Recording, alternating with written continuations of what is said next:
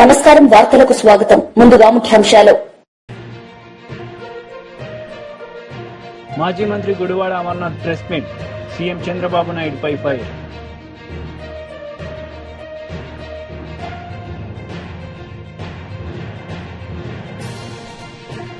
మాజీ విద్యాశాఖ మంత్రి Sabitha Indra Reddy press meet. CM Revanth రెడ్డిపై ఫైర్. మాజీ విద్యాశాఖ మంత్రి సబితా ఇంద్రారెడ్డి మీడియా సమావేశం నిర్వహించారు. ఈ సందర్భంగా సీఎం రేవంత్ రెడ్డిపై ఆమె మండిపడ్డారు. హక్కును కూడా ఈరోజు యూనివర్సిటీలలో రాష్ట్రానికి ఉన్న హక్కును కూడా ఈరోజు హరించే విధంగా కేంద్ర ప్రభుత్వం ఆధ్వర్యంలో పనిచేస్తున్న యూజీసీ ఈరోజు ప్రపోజల్ ప్రిపేర్ చేయడం జరిగింది. ఈ రాష్ట్రంలో ఇప్పటికున్న యూనివర్సిటీలకు ఉన్న వీసీలను అపాయింట్ చేసే అధికారం రాష్ట్ర ప్రభుత్వం ద్వారా గవర్నర్కి ప్రపోజల్ పంపిస్తూ చేసేవాళ్ళం. ఇప్పటికే అంతంత అధికారాలు యూనివర్సిటీలలో ఉన్న రాష్ట్ర ప్రభుత్వానికి అంతంత అధికారాలు ఉన్న సందర్భంలో బీసీలను అపాయింట్ చేసే అధికారాన్ని కూడా రాష్ట్ర ప్రభుత్వం నుండి హరించేస్తూ యూజీసీ ప్రపోజల్ పెట్టున్నారు. మరి రాష్ట్రంలో ఉన్న ప్రభుత్వం ఇప్పటికీ కనీసం ఇది అబ్జర్వ్ చేసిందా, అసలు ఆలోచన చేసిందా, అసలు స్టడీ చేసిందా, అసలు రాష్ట్ర ప్రభుత్వం స్టాండ్ ఏంటో కూడా అర్థం కాని పరిస్థితులలో ఇంకొక 5 రోజులలో మీ నిర్ణయం ఏంటో చెప్పండి అని చెప్తున్న సందర్భంలో ఈ ప్రభుత్వానికి ఉలుకు పలుకు అనేది లేకుండా పోయింది. దాన్ని దృష్టిలో పెట్టుకొని మా గౌరవ అధ్యక్షులు కేసీఆర్ గారు కానీ, మా కేటీఆర్ గారు కానీ, వర్కింగ్ ప్రెసిడెంట్ గారు అసలు జరుగుతున్నది ఏంటి, రాష్ట్రంలో యూనివర్సిటీస్ల మీద ఉన్న కనీసం అక్కడున్న అధికారాన్ని కూడా రాష్ట్ర ప్రభుత్వం కోల్పోతుంది. పెత్తనం ఒకటిది, అధికారం ఒకటిది అన్నట్టు అయిపోతుంది. కాబట్టి ఖచ్చితంగా దాన్ని స్టడీ చేయండి అని ఇక్కడున్న వేదిక మీద ఉన్న అందరినీ కూడా గౌరవ ఎక్స్ ఎంపీ గారు వినోద్ కుమార్ గారితో పాటు గౌరవ పెద్దలందరినీ కూడా కలిసి స్టడీ చేయండి, మా విద్యార్థి నాయకులందరూ కూడా కలిసి స్టడీ చేయండి అన్నప్పుడు టోటల్గా వాళ్ళు ఇచ్చిన డ్రాఫ్ట్ స్టడీ చేయడం జరిగింది. చేసినప్పుడు కనీసం బీసీలను అపాయింట్ చేసే అధికారాన్ని కూడా ఈరోజు హరించేస్తున్న సందర్భంలో రాష్ట్ర ప్రభుత్వం స్టాండ్ ఏందనేది అర్థం కాని పరిస్థితులలో దీన్ని మేము పార్టీ తరఫున కూడా సంపూర్ణంగా వ్యతిరేకిస్తున్నాం అనే దాన్ని యూజీసీకి పంపించడానికి అనేది ప్రిపేర్ చేయడం జరిగింది. ఇప్పటికైనా రాష్ట్ర ప్రభుత్వంలో ఉన్న పెద్దలు, ఎందుకంటే గౌరవ ముఖ్యమంత్రి గారే నేనే విద్యాశాఖ మంత్రి అని చెప్తా ఉన్నారు. మరి విద్యాశాఖలో ఉన్నత విద్యలో ఈ రాష్ట్రంలో కేసీఆర్ గారు తీసుకున్న నిర్ణయాలతోని ఉన్నత విద్యలో గ్రాస్ ఎన్రోల్మెంట్ రేషియో ఏ విధంగా పెరిగింది అనేది చాలాసార్లు మనం డిస్కస్ చేసుకున్నాం. రాష్ట్ర ప్రభుత్వం వేస్తున్న ఒక్కొక్క స్టెప్ ద్వారానే ఈరోజు యూనివర్సిటీలలో గ్రాస్ ఎన్రోల్మెంట్ రేషియో పెరిగింది అనేది మనందరికీ తెలుసు. అలాంటి సందర్భంలో మళ్ళీ నిర్వీర్యం చేసే దిశగా మొత్తం అధికారాన్ని కూడా వాళ్ళు తీసుకునే విధంగా ఈరోజు ఒక్కొక్క అడుగు వేస్తున్న సందర్భంలో భవిష్యత్తులో ఇది చాలా ప్రమాదకరంగా మారే అవకాశం ఉంది. ఖచ్చితంగా నేతాజీ సుభాష్ చంద్రబోస్ జయంతి వేడుకలు బీజేపీ పార్టీ నాయకులు ఘనంగా నిర్వహించుకున్నారు. ఈ సందర్భంగా వారు మాట్లాడారు. చేసే సమయంలో ఈ వీరుడు ప్రపంచాన్ని ఎదిరించి జయించి ఈ దేశం నుంచి కుట్రలు కుతంత్రాలు చేసిన భారతీయ నాయకులు, సొంత పార్టీలో నాయకులు, దేశానికి స్వాతంత్రం తెచ్చినామని ఫోటోలు పెట్టుకున్న ఈరోజు చరిత్రలో ఉన్న నాయకులు వాళ్ళ పన్నాగాలు, వాళ్ళ కుట్రలను ఛేదించుకొని కలకత్తా నుంచి బయలుదేరి దేశ విదేశాలు తిరుగుతూ ఆ రోజుల్లోనే ఎటువంటి రవాణా సౌకర్యం లేని టైంలో జర్మనీ కావచ్చు, మాస్కో కావచ్చు, అంటే ఊహించండి ఆ ప్రపంచ వీరుడి చరిత్ర, అతని ఘనత, అతని ధైర్యం, అతని రక్తంతో స్వేదంతో ఆజాద్ హిందూ ఫౌజ్ అనేది సింగపూర్ దేశంలో మొదటి స్వతంత్ర భారత దేశాన్ని ప్రకటించిన ఒక మగధీరుడు, ఒక వీరాది వీరుడు, ఈ జాతికి ఈ దేశానికి ఎప్పటికీ స్ఫూర్తి నింపిన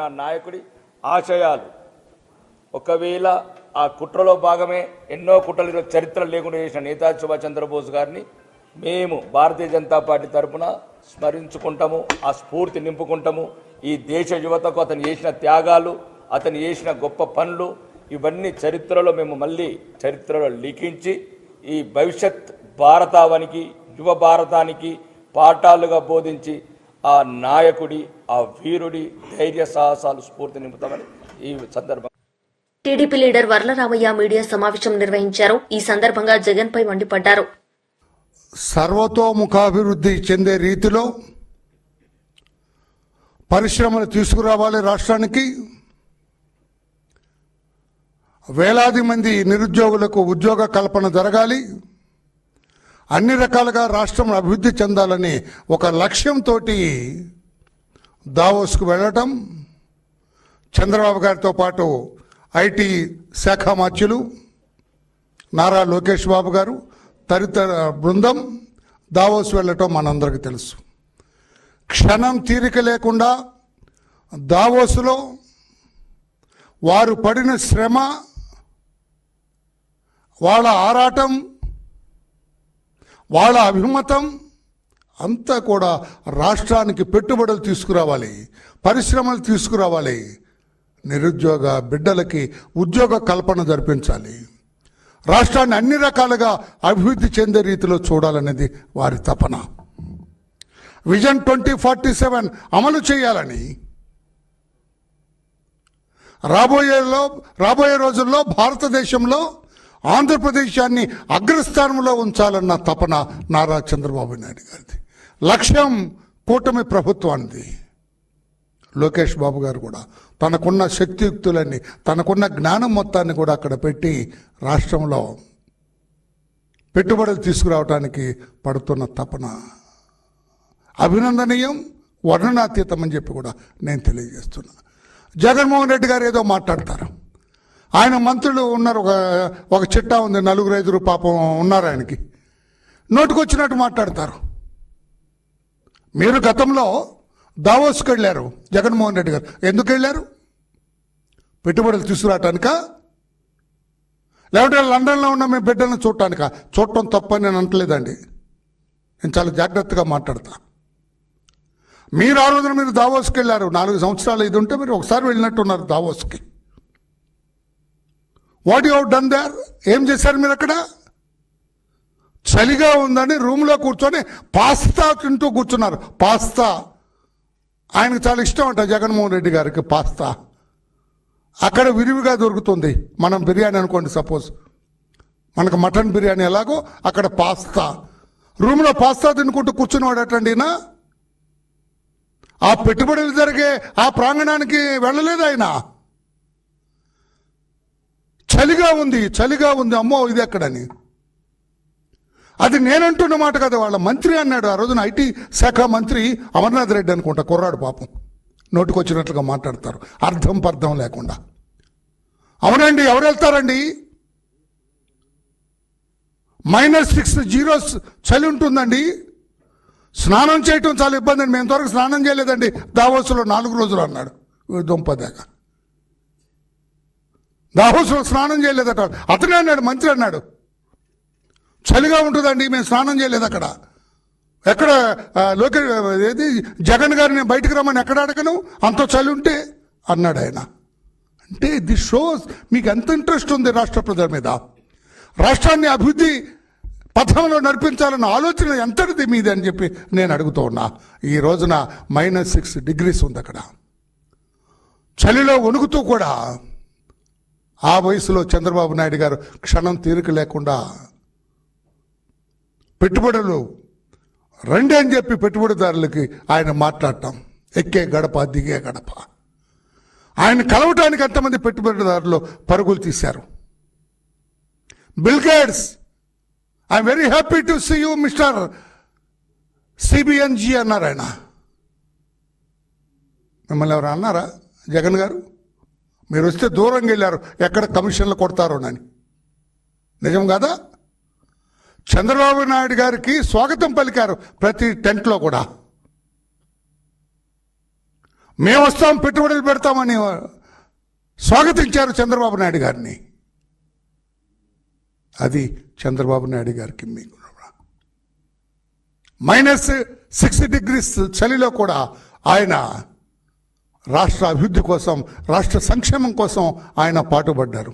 లోకేష్ బాబు గారు చలిలో -6 చలిలో ఆయన పరుగులెత్తుతూ టెంట్కి వచ్చాడు. ఆయన కారు ఎదిరిపోయి ట్రాఫిక్లో ఇరుక్కుపోయిందని నడుస్తూ వచ్చాడు, ఆయన పరుగులు తీస్తూ వచ్చారు.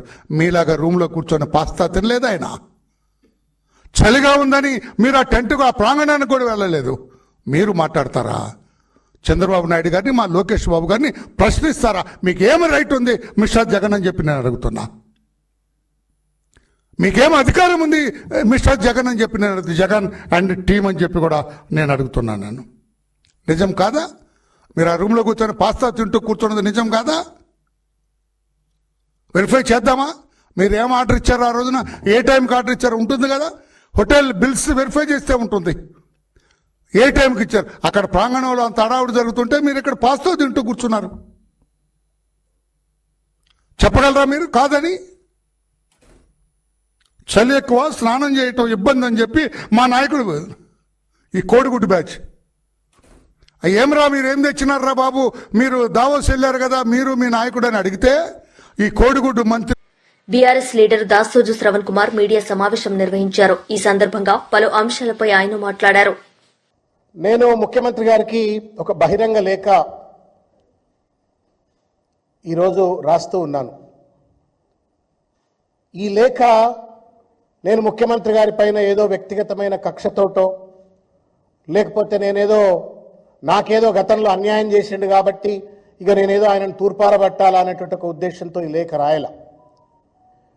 రాత్రి ఆయన దావోస్లో మాట్లాడిన మాటలు చూసిన తర్వాత I am now responding not only as a BRS leader, but also as a former member of faculty, Institute of Public Enterprise, Usman University లో నేను ఒక అధ్యాపకుడిగా పనిచేసిన వాడిగా, మరీ ముఖ్యంగా ఐటీ ఇండస్ట్రీలో ఒక దశాబ్ద కాలం పాటు నేను వివిధ కీలకమైనటువంటి ఒక హోదాలలో human resource development, human resource training, human resource management ఫంక్షన్స్లో నేను జనరల్ మేనేజర్గా, డైరెక్టర్గా, అది హిటాచి కన్సల్టింగ్ కావచ్చు, సత్యం కంప్యూటర్స్ కావచ్చు, సిఎస్ సాఫ్ట్వేర్ టెక్నాలజీస్, ఇటువంటి కంపెనీలో పనిచేసిన వాడిగా, ఆ పనిచేస్తున్నటువంటి ఒక సందర్భంలో ఐటీ ఉద్యోగులు పడుతున్నటువంటి ఒక శ్రమ చాలా మంది అనుకుంటారు. రేవంత్ రెడ్డి కూడా అట్లే అనుకుని సొల్లు మాట్లాడుంటాడని నేను అనుకుంటున్నా. ఏసీ ఆఫీసులల్లో ఐటీ ఉద్యోగులు పనిచేస్తున్నారు, లక్షల కొద్ది జీతాలు తీసుకుంటున్నారు కదా, వాళ్ళకేం తక్కువ అని చెప్పని ఏమైనా ఒక తులనా భావంతో మాట్లాడిండా. కానీ ఏసీ ఆఫీసుల్లో కూర్చొని సైతం చెమటలు గక్కేటువంటి ఒక ఒత్తిడిని ఎదుర్కొంటూ, నానా రకాలైన ఇబ్బందులను ఎదుర్కొంటూ, డెడ్ లైన్స్ కావచ్చు, కస్టమర్ టార్గెట్స్ కావచ్చు, వివిధ కాలమానాల్లో పనిచేయటం కావచ్చు, బికాస్ కస్టమర్స్ అంతా వేరే దేశాల్లో ఉంటారు, ఒక స్ట్రెన్యూస్ జాబ్ చేస్తూ ఇవాళ భారతదేశానికి దాదాపు 10-12% జీడిపికి ఐటీ ఇండస్ట్రీ ఎంప్లాయీస్ కాంట్రిబ్యూట్ చేస్తూ ఉన్నారు. అటువంటి ఒక మహత్తరమైనటువంటి ఒక ఇండస్ట్రీలో పనిచేస్తూ ఇవాళ దేశ ఆర్థిక వ్యవస్థకు వెన్నెముకగా ఉంటూ దేశ ఔన్నత్యానికి పాటుపడుతున్నటువంటి ఒక వాళ్ళు ఏదో వర్కర్లు అని చెప్పని ఒక ముఖ్యమంత్రి హోదాలో ఉండి మాట్లాడటం న్యాయం కాదు రేవంత్ రెడ్డి గారు అని చెప్పడం కోసం తర్వాత కొన్ని కీలకమైన అంశాలన్నీ కూడా ఈ లేఖలో నేను ప్రస్తావించడమైంది. తెలుగులో సామెత ఉన్నది, దయచేసి నేను తెలంగాణ నా సోదరులకు సోదరీమణులకు నేను విజ్ఞప్తి చేస్తున్నా. నేను కొంత పరుషంగా మాట్లాడితే అది వ్యక్తిగత కక్ష కాదు, రేవంత్ రెడ్డికి అర్థం కావాలని చెప్పని నేను ఈరోజు ఒక మాట ఉంటుంది కదా, మనిషికో దెబ్బ గొడ్డుకో, మనిషికో మాట గొడ్డుకో దెబ్బ అని చెప్పని. ఇవాళ రేవంత్ రెడ్డి గారికి ఎన్నిసార్లు చెప్పినా ఆయన అర్థం చేసుకోవట్లేడు కాబట్టి నేను ఈ పరుషమైన పదజాలంతో నేను చెప్పాల్సి వస్తూ ఉంది. ముఖ్యమంత్రి గౌరవిస్తాం, కానీ ఆయనే మమ్మల్ని అవమానించినప్పుడు, ఆయనే రాష్ట్రాన్ని ఒక అధోపతాలని నెట్టే విధంగా ఒక ఫ్యూడల్ భావంతో, ఒక అరగెన్స్ తోటి, ఇగ్నరెన్స్, అరగెన్స్, ఫ్యూడలిజం ఈ మూడు కలిస్తే రేవంత్ రెడ్డి అయిపోయినాడు. ఇవాళ అరగెన్స్, ఇగ్నరెన్స్, ఫ్యూడలిజం ఈ మూడు కలిస్తే రేవంత్ రెడ్డి, అది కూడా అంతర్జాతీయ వేదిక మీద నా తోటి బిడ్డలను ఎవరైతే రాత్రనక పగలనక కష్టపడి పనిచేసి రాష్ట్ర ఆర్థిక వ్యవస్థకు తోడ్పాటు అందిస్తున్నటువంటి ఒక నా తోటి తెలంగాణ బిడ్డలను కావచ్చు, భారతదేశ బిడ్డల్ని కావచ్చు అవమానిస్తున్నాను అనే కనీస సోయిలేని ఒక సన్నాసి లెక్క రేవంత్ రెడ్డి మాట్లాడిండు కాబట్టి నేను పరుషంగా మాట్లాడుతున్నాను. హిందీమే కహావతే, తెలుగులో కూడా చెప్తుంది, గదేకు క్యా మాలూం జాఫ్రాన్ కా కదర్ అని చెప్పని, గాడిదకేం తెలుసు గంధపు విలువ అని చెప్పని. నువ్వు పెయింటర్లు వేసుకోవచ్చు, ప్లాట్లు అమ్ముకోవచ్చు, కింద మీద పడ్డావో ఏం చేసినావో ఆగమాగం చేసినావు, ముఖ్యమంత్రి కావచ్చు, లీడర్ కావచ్చు, వాళ్ళు చెమటోడ్చి దేశానికి కష్టపడుతున్నటువంటి ఒక శ్రామిక వర్గం అది. ఆ వర్గాన్ని పట్టుకొని వాళ్ళ ఇష్టం వచ్చినట్టు మాట్లాడటం న్యాయం కాదు రేవంత్ రెడ్డి గారు. వెంటనే రేవంత్ రెడ్డి గారు దావోస్లో చేసినటువంటి ఒక పరుషమైనటువంటి ఒక వ్యాఖ్యలను వెనక్కి తీసుకోవాలా, బేషరతుగా ఐటీ ఎంప్లాయీస్కు క్షమార్పణ చెప్పాలా అని చెప్పని నేను డిమాండ్ చేస్తూ ఉన్నాను. నేను అందుకే చెప్పాను, not as only A BRS leader, ఒక అధ్యాపకుడిగా కావచ్చు, లేకపోతే ఒక ఐటీ కంపెనీలో పనిచేసిన ఒక ప్రొఫెషనల్గా నేను on behalf of the IT employees ముఖ్యమంత్రి రేవంత్ రెడ్డి నేతృత్వంలోని తెలంగాణ రైజింగ్ ప్రతినిధి బృందం దావోస్ లో అమెజాన్ కంపెనీతో 60 కోట్ల రూపాయల విలువైన అతిపెద్ద పెట్టుబడి ఒప్పందాన్ని కుదుర్చుకుంది. హైదరాబాద్ లో డేటా సెంటర్లో పెట్టుబడులు పెట్టేందుకు రాష్ట ప్రభుత్వంతో అమెజాన్ సంస్థ ఒప్పందం చేసుకుంది. ప్రపంచ దిగ్గజ ఐటీ సంస్థ ఇన్ఫోసిస్ హైదరాబాద్ లో తమ ఐటీ క్యాంపస్ ను విస్తరించనుంది. పోచారంలో ఉన్న ఇన్ఫోసిస్ క్యాంపస్ లో అదనంగా 17,000 ఉద్యోగాలు కల్పించనున్నట్లు ఇన్ఫోసిస్ ప్రణాళికను సిద్దం చేసింది. అందుకు అనుగుణంగా అక్కడున్న సదుపాయాలను విస్తరించేందుకు రాష్ట ప్రభుత్వంతో ఒప్పందం చేసుకుంది. మాజీ మంత్రి గుడివాడ అమర్నాథ్ మీడియా సమావేశం నిర్వహించారు. ఈ సందర్భంగా సీఎం చంద్రబాబు నాయుడుపై మండిపడ్డారు. పర్యటన అని చెప్పి వీరి తాలూకా పబ్లిసిటీకి ఆ కార్యక్రమాన్ని ఉపయోగించుకొని ఏ రకంగా రాష్ట్ర ప్రజల్ని మభ్యపెట్టారో, ఏ రకంగా రాష్ట్ర ప్రజల్ని వాళ్ళు తండ్రి కొడుకులు ఇద్దరు కూడా, ఎందుకంటే 2014 నుంచి 19 సంవత్సరాల మధ్య గత 5 సంవత్సరాలు గత ప్రభుత్వంలో వారు 5 సంవత్సరాలు 5 పర్యటనలు చేశారు. నూతనంగా గత సంవత్సరం అధికారంలోకి వచ్చి ఈ ఏడాది కూడా వారు పర్యటనకు వెళ్లారు. కేవలం రాజకీయ ప్రసంగాలు, అక్కడ కూడా రాష్ట్ర రాజకీయాలకు సంబంధించినటువంటి విమర్శలు, రాష్ట్ర మంత్రులేమో వాళ్ళ యువరాజుని పొగుడుకునేటువంటి ప్రయత్నాలు, అలాగే రాష్ట్రం బ్రాండ్ ఇమేజ్ని ముఖ్యంగా సరే రాష్ట్రంలో రాజకీయాలు మాట్లాడుతున్నారు, రాష్ట్రంలో జగన్మోహన్ రెడ్డి గారిని విమర్శిస్తూ ఉన్నారు, రాష్ట్రం తాలూకా పరిస్థితుల గురించి లేనిపోయినటువంటి అపోహలు సృష్టించేటువంటి మాటలు మాట్లాడుతూ ఉన్నారు. సరే, రాష్ట్రం వరకు అంటే అందరూ తెలుసుకునేటువంటి అవకాశం ఉంది. కానీ ప్రపంచ వేదికల మీద మీరు వెళ్ళిన దేనికి, మీరు ఇన్ని కోట్లు ఖర్చు పెట్టిన దేనికి, మీరు ఇంత హడావిడి చేసిన దేనికి, దాదాపు 15-20 కోట్ల రూపాయలు ఖర్చు పెట్టి మీరు వెళ్ళి రాష్ట్రం తాలూకా బ్రాండ్ ఇమేజ్ని పెంపొందించాల్సింది పోయి రాష్ట్రం తాలూకా అవకాశాలని, వనరుల్ని షోకేస్ చేయాల్సింది పోయి అక్కడ కూడా మీరు వెళ్ళి బ్రాండ్ ఇమేజ్ని దెబ్బతీసేటువంటి ప్రయత్నం చేయడం అనేటువంటిది వైఎస్ఆర్ కాంగ్రెస్ పార్టీ తీవ్రంగా ఖండిస్తూ ఉంది. ఒక రాష్ట్రానికి పెట్టుబడి రావాలన్నా రాష్ట్రంలో ఉన్నటువంటి వనరుల్ని ప్రపంచ దేశాలకు కానీ లేదా పారిశ్రామికవేత్తలకు కానీ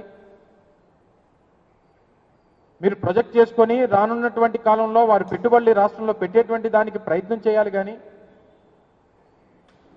రాష్ట్రం సంబంధించి ఏదో అన్యాయం జరిగిపోయింది, రాష్ట్రం పూర్తిగా డ్యామేజ్ అయిపోయి ఉంది, మా రాష్ట్రం చాలా పేద రాష్ట్రం అనేటువంటి ఒక రాంగ్ ఇంటర్ప్రిటేషన్ని రాష్ట్రం గురించి స్వయంగా ముఖ్యమంత్రి గారు ఇవ్వడం అనేటువంటిది చాలా శోచనీయం. సరే, చాలామంది పారిశ్రామికవేత్తలను కలిశారు, చాలా కంపెనీలతో చర్చలు జరిపారు. చివరికి మీరు 4 రోజుల్లో సాధించింది, మీరు ఖర్చు పెట్టినటువంటి ఖర్చు, మీ తాలూకా పర్యటన, మీ తాలూకా పబ్లిసిటీ స్టంట్స్, ఇవన్నీ దేనికి మిగిలాయనంటే ఉత్త చేతులతో ఖాళీగా తిరిగి రాష్ట్రానికి రావడానికి ఉపయోగపడాయనేటువంటిది కనబడతా ఉంది. తీరా మీరు ఇచ్చినటువంటి ప్రెస్ రిలీజుల్లో కానీ, ముఖ్యమంత్రి గారి తాలూకా ట్విట్టర్లో కానీ, లేదా పత్రికా ప్రకటనలో కానీ చివరికి ఏంటయ్యా అనంటే ముఖ్యమంత్రి గారు ఎవరితోనైతే చర్చించామో కొంతమంది ఆలోచిస్తాం, కొంతమంది ఏమో చర్చిస్తాం, కొంతమంది ఏమో చూస్తాం. ముఖ్యమంత్రి గారితో మాట్లాడినటువంటి పారిశ్రామికవేత్తలు కానీ కంపెనీలు కానీ చెప్పినవి ఏంటంటే ఆలోచిస్తాం, చర్చిస్తాం, చూస్తాం. ఇది ముఖ్యమంత్రి గారితో చెప్పినటువంటి మాటలు. సహజంగా ఎవరి దగ్గరికి వెళ్ళినా ఎవరితోనన్నా మాట్లాడినప్పుడు, ఏ పారిశ్రామికవేత్తను కలిసినప్పుడైనా లేదా ఏదన్నా ఒక పెద్ద కంపెనీని మన రాష్ట్రానికి పెట్టుబడి పెట్టమని చెప్పి రిక్వెస్ట్ చేసినప్పుడన్నా సహజంగా వాళ్ళు అనేది ఏంటంటే ప్రయత్నం చేస్తామంటామో లేకపోతే చూస్తామంటాం అన్నటువంటి చెప్తారు. అదే మీకు కూడా చెప్పారు. మీరు సాధించింది ఏం లేదు. తీరా మీరు మీ తాలూకా యువరాజు అక్కడ కూడా వెళ్ళి ఆయన ముఖ్యమంత్రి అయిపోవాలి, ప్రధానమంత్రి అయిపోవాలి, ఉప ముఖ్యమంత్రి అయిపోవాలి, అక్కడ కూడా అవే ప్రసంగాలు. దావోస్ వేదిక మీద కూడా సహచార మంత్రులేమో యువరాజు గారి గురించే వారి తాలూకు మాటలు. కేవలం మీ రాజకీయ అవసరాల కోసం, రాజకీయ ప్రసంగాల కోసం ఒక వేదికను వాడుకొని మీ పబ్లిసిటీకి ఎన్నో సంవత్సరాలుగా, గతంలో మేము వెళ్ళిన తర్వాత కూడా వెళ్ళొచ్చినప్పుడు చెప్పాం, చాలా మందితో చర్చించాం, 3-4 ఎంఓయూలు చేసుకున్నాం, తర్వాత జరిగినటువంటి ఎంఓయూల్ని గ్రౌండ్ చేశాం, ప్రాజెక్టులు నడుస్తూ ఉన్నాయి.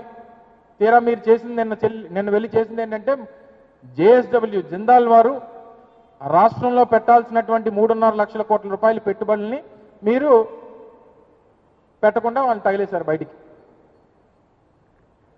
ఆ పెట్టుబడి అంతా కూడా ఈరోజు మహారాష్ట్రకు పోయింది. లేనిపోయినటువంటి తప్పుడు ప్రచారం మా మీద చేసి, మా ప్రభుత్వం మీద ఆరోజు చేసి ఈరోజు 3.5 లక్షల కోట్ల రూపాయలు రాష్ట్రానికి రావాల్సినటువంటి పెట్టుబడుల్ని మీరు తరిమేశారు మొన్న జరిగినటువంటి సదస్సుల ద్వారా. కేవలం రాజకీయ పరమైనటువంటి కక్షతో, కేవలం గత ప్రభుత్వంలో వారు పెట్టుబడులు ఈ రాష్ట్రంలో పెడతామన్నారనేటువంటి ఉద్దేశంతో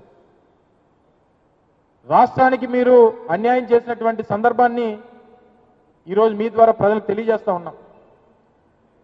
పోనీ అదేం పొల్యూటింగ్ ఇండస్ట్రీ కాదు. వార్తలు ముగించే ముందు ముఖ్యాంశాలు మరోసారి.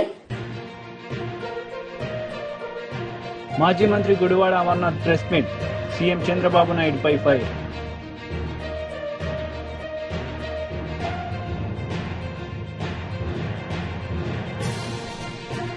మాజీ విద్యాశాఖ మంత్రి Sabitha Indra Reddy press meet, CM Revanth రెడ్డిపై ఫైర్. ఈ వార్తలు ఇంతటితో సమాప్తం. తిరిగి ప్రసారమయ్యే వార్తల్లో మళ్లీ కలుద్దాం. అంతవరకు సెలవు. నమస్తే.